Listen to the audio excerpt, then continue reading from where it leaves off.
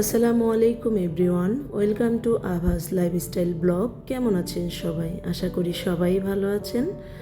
আপনাদের দোয়ায় আল্লাহর রহমতে আমিও বেশ ভালো আছি। এই তো গতকালকে কিছু গ্রোসারি এনেছিলাম, সেগুলো গুছিয়ে নিচ্ছি। যেহেতু নাস্তাও বানাতে হবে, সেজন্য আটাগুলো একটা বাস্কেটের ভিতরে রেখে দিচ্ছি। এনেছিলাম পাউডার মিল্ক। আপনাদের ভাইয়া বাহির থেকে পাউডার মিল্ক পাঠিয়েছে, তবুও চায়ের জন্য আরেকটা নিয়ে আসলাম।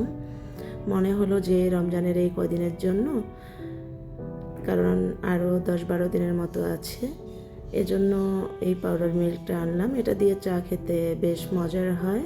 অ্যাকচুয়ালি আমি পাউডার মিল্ক বলতে আমি রেড কাউ, এটা মানে এই টাইপের দুধগুলোই খেয়ে থাকি।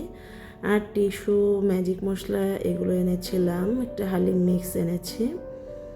এগুলো এখন একে একে গুছিয়ে নেব। আর এটা ছিল সোপের প্যাকেট এনেছিলাম 2টা, একটা রান্না করেছি আর একটা রয়ে গিয়েছে।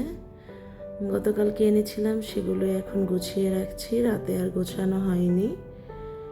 এই তো একে একে গুছিয়ে নিচ্ছি সব কিছু। আমি এই সাইডটাতে এক্সট্রা যেই বাজারগুলো থাকে সেই বাজারগুলো আর কি গুছিয়ে রাখি, আমার হাতের কাছে থাকলে আমার নিতে সুবিধা হয়। এই তো আমার গোছানো শেষ।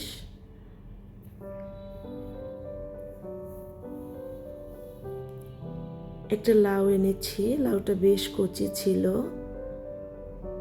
আর কিছু পুঁই শাকও এনেছি রান্না করার জন্য। পুঁই শাকগুলো কেটে বেছে রেখে দিয়েছি। এখন পুরোটা কাটা হয়নি, শুধু ময়লাটা পরিষ্কার করা হয়েছে। এখন আমি এটাকে ধুয়ে তারপর সুন্দর করে কেটে নেব, ডাঁটাগুলো কেটে নেব। এই তো এই সাইডটা আমি একটু মুছে নিলাম, মুছে গুছিয়ে নিচ্ছি। রান্নাঘরে আসলে রান্নাঘরের কাউন্টার টপের ওপরে যদি কোনো ময়লা থাকে দেখতেও খারাপ লাগে, আর কাজ করতেও ভালো লাগে না। এখন করে নেব নাস্তাটা আমি অফ ক্যামেরায় বানিয়ে নিয়েছি। পরোটা ছিল, আর সিম, আলু, লাউয়ের খোসা দিয়ে একটা ভাজি করে নিয়েছি। এই তো, আর ছিল কলা আর চা ছিল। এখন আমরা সকালবেলার ব্রেকফাস্টটা অফ ক্যামেরায় করে নেব, কারণ আজকে বেশ কিছু কাজ আছে। ডাইনিং টেবিলটা একদম মনে হচ্ছে নোংরা হয়ে আছে, এখন এটাকে ক্লিন করব। আজকে এটাকে একটু ডিপ ক্লিনই করব। ডিপ ক্লিন প্রতি সপ্তাহে একবার করে করা হয়, কিন্তু 3 দিন যাবৎ বাসায় এত ডাস্ট আসছে, বলার অপেক্ষা রাখছে না। আমি এই ক্লিনজারটা বানিয়েছি ভিম লিকুইড আর বেকিং সোডা আর ভিনেগার দিয়ে আর পানি দিয়ে। এটা দিয়ে আপনি এই যে আমার নোংরা তাওয়ালটা দেখছেন, এটা দিয়ে আমি গ্লাসটাকে ভালো করে, এটা মাজা বলে, স্ক্রাবার যদি আমি নেই তাহলে আমার গ্লাসটায় দাগ পড়ে যাবে। সেজন্য আমি এই তাওয়ালটা দিয়ে, ছোট এই তাওয়ালটা, এটা দিয়ে আমি ভালো করে যখন গ্লাসের ডিপ ক্লিন করি, এটা করতে করতে নোংরা হয়ে গেছে। এখন আবার এটাকে আমি গরম পানি দিয়ে ধুয়ে নেব, যাতে এটা পরিষ্কার হয়ে যাবে। এই তো দেখুন আরও নোংরা হয়ে গেছে, কি পরিমাণ ডাস্ট আসে। আমার বাসার 2 সাইডেই কনস্ট্রাকশনের কাজ হচ্ছে, আর এত ধুলো আসে বলার অপেক্ষা রাখে না। অনেক ধুলাবালি আসে বাসার ভেতরে, কাজ করতেও বেশ কষ্ট হয়। এই তো আমি অফ ক্যামেরায় আরও ভালো পানি দিয়ে, অন্য একটা তাওয়াল দিয়ে ভালো করে ক্লিন করে নিয়েছি, চেয়ারগুলো মুছে নিয়েছি, সেটা আর দেখালাম না।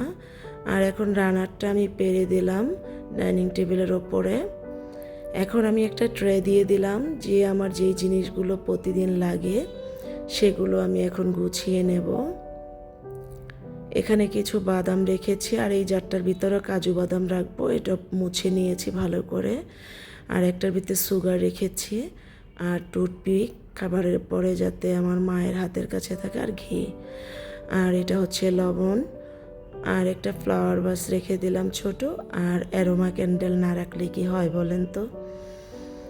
এই তো আমার ডাইনিং টেবিল আমি আস্তে আস্তে গুছিয়ে নিচ্ছি আর আপনাদের সাথে কথা বলে নিচ্ছি। মানুষের জীবনে যেমন খাওয়ার চাহিদা থাকে, কোন কিছু না লাগে বলেন তো? সব কিছুই লাগে। খাবার, খাদ্য, বস্ত্র, বাসস্থান সবই লাগে, তবে পরিষ্কার পরিচ্ছন্ন করে রাখলে আরও বেশি ভালো লাগে। এটাই মানুষের জীবন। তবে আমি মনে করি পরিষ্কার পরিচ্ছন্নতা থাকা ইমানের অঙ্গ। এই তো আমার ডাইনিং টেবিলের ফাইনাল লুক। আমি এখন ডাইনিং ওয়াগনটাও গুছিয়ে নেব, আমার অনেক কাজ জমে আছে। আমি প্রতিদিনের কাজ করতে প্রতিদিন বেশ পছন্দ করি। অ্যাকচুয়ালি আমি প্রতিদিনই মোছামুছির কাজটা করি, তবুও শুক্রবারে আমার মনে হয় ডিপ ক্লিনটা প্রতি বাসায় করা উচিত। আমি শুক্রবার হলে বেশি করি, তবে আজকে আমার মনে হচ্ছে যে শুক্রবারের আশায় থাকলে হবে না, প্রচুর ডাস্ট পড়ে আছে। আমি একটা একটা করে জার মুছে নিয়েছি, এখন একটা একটা করে সব গুছিয়ে নিচ্ছি। এই তো আমি জারগুলো সব রেখে দিচ্ছি, এইখানে রেখে দিলে যাতে আমার মা আমার মেয়ে হাতের কাছ থেকে নিয়ে নিতে পারে। এই তো। আর এটা ছিল কি বলে, ওই যে আগরবাতি ধরানোর যে ইয়াটা না, আমি আড়ং থেকে এনেছিলাম সেটা। আর আমার কলার বাস্কেটটা দেখুন কি সুন্দর দুলছে। কলাগুলো দোলনার মধ্যে, নিজে না দুলতে পারলে কি হবে বলেন তো? কলা তো দোলনায় রেখেছি, এটাই হবে। মজা করলাম জাস্ট।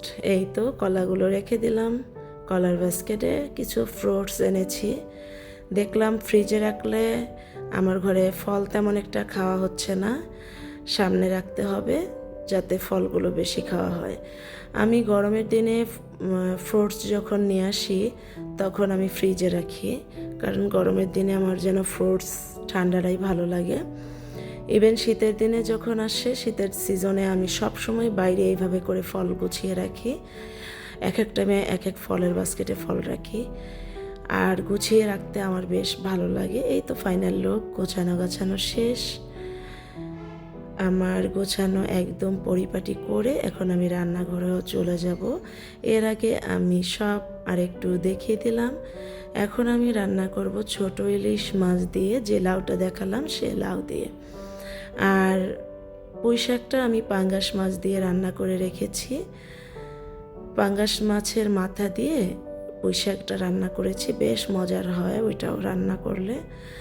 আর এটা এখন আমি রান্না করব ছোট ইলিশ মাছের যে বাচ্চাগুলো হয়, সেই ইলিশ মাছের বাচ্চাগুলো, অনেকে ঝাটকা ইলিশ বলে, সেটা দিয়ে রান্না করব। তো চলো একটা প্যান বসিয়ে পরিমাণ মতো তেল, পেঁয়াজ দিয়ে দিলাম। এটাকে এখন আমি কষিয়ে নেব আস্তে আস্তে।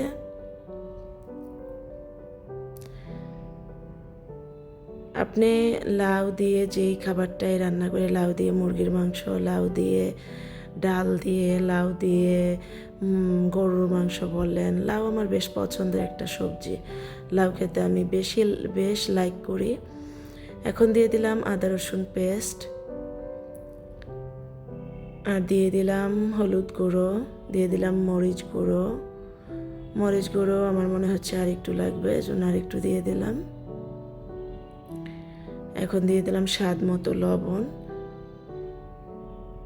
লবণটা পরিমাণ মতো দিতে হবে, যার যতটুকু সবজি অনুযায়ী। আর দিয়ে দিলাম ধনে আর জিরে গুঁড়ো, এটা একসাথে মিক্স করে নিয়েছি আমি। দুই জার থেকে নিতে গেলে কষ্ট হয়, এজন্য একটা জারের ভিতরে এটা আমি মিক্স করে রেখেছি। এই তো পানিটা দিয়ে দিলাম যাতে মশলাটা পুড়ে না যায়। এখন কষিয়ে নেব, যত ভালো করে কষানো হবে, এই সব সবজি বলেন, মাংস বলেন, যেটাই বলেন না কেন, কষিয়ে নিলে কাঁচা গন্ধটা থাকে না, খেতে বেশ মজার হয়। আমরা সব সময় যদি কাজগুলো নিজের হাতে করি বা নিজের সংসারটাকে নিজে গুছিয়ে রাখি, তাহলে দেখবেন কি আপনি 5 ওয়াক্ত নামাজ এবাদত করে নিজের সংসারের কাজ করে অন্য কিছুর দিকে আপনার মন দেওয়ার ইচ্ছে জাগবে না। কারণ একটা গৃহিণী যদি ঘরের কাজ না করে সারাদিন মোবাইল নিয়ে আমরা বসে থাকি, ইভেন মানুষের কথা শুনি, এই জায়গার কথা ওই জায়গায় লাগাই, তাহলে কি হয় জানেন? কুটনামি হয়। সেই কুটনামিটা থেকে বিরত থাকার জন্য হলেও বা কারো সমালোচনা নিয়ে থাকার জন্য হলেও যেন আমরা আল্লাহর ইবাদতের পথে চলতে পারি, ঘরের কাজগুলোতে মন দিতে পারি। এটাই। এই তো আমি এখন ঝোলের পানি দিয়ে দিলাম। লাউগুলো আমার কষানো শেষ। এখন আমি ঝোলের পানি দিয়ে দিলাম। লাউগুলো আমি বেশি একটা পানি দেব না, যেহেতু লাউ থেকে অনেক পানি ওঠে। তারপরেও আমার মনে হলো লাউগুলো একটু মোটা করে কেটেছি, আর একটু পানি দিতে হবে। এই তো আমার পানি দেওয়া ডান। এখন আমি মাছগুলো দিয়ে দেব। ভিতর থেকে আমি ফুলকা টুলকা সব ফেলে দিয়েছি, ভালো করে ওয়াশ করে নিয়েছি। এখন আমি মাছগুলো পরে দিয়ে দেব। এই তো এখন আমি ঢাকা দিয়ে রেখে দেব সেদ্ধ হওয়ার পর্যন্ত। আমার সেদ্ধ হওয়া বা ঝোলের পানি কমে গেলে তারপর আমি এটাকে নামিয়ে নেব। এই তো দেখুন অনেকটা সফট হয়ে গেছে লাউ। এখন আমি কাঁচামরিচটা দিয়ে দেব। কাঁচামরিচটা দিয়ে ঝোলের পানি কমলে তারপরে এটার মধ্যে আমি আর কোনো মশলা ইউজ করব না, যেহেতু এটা লাউ ইভেন ইলিশ মাছে দেওয়া। এই তরকারিটা আমার মনে হচ্ছে আর কোনো কিছু দেওয়ার প্রয়োজন নেই, এটা এভাবে খেতেই মজার হয়। এই তো আমি একটা সার্ভিং ডিশে সার্ভ করে নিলাম। তবে কিছু মনে করবেন না কেউ, যদি আমার কোনো অংশে ভিডিওর ভালো লেগে থাকে অবশ্যই লাইক কমেন্ট সাবস্ক্রাইব করবেন, আর ভুল ত্রুটি হলে ক্ষমা সুন্দর দৃষ্টিতে দেখবেন। এই তো দুপুরে টেবিলে খাবারগুলো আমি দিয়ে দিয়েছি। সকালের একটু ভাজি ছিল, পুঁই শাক আর লাউ দিয়ে। এই তো খাবার খেতে খেতে বিদায় নিয়ে নিচ্ছি। আল্লাহ হাফেজ।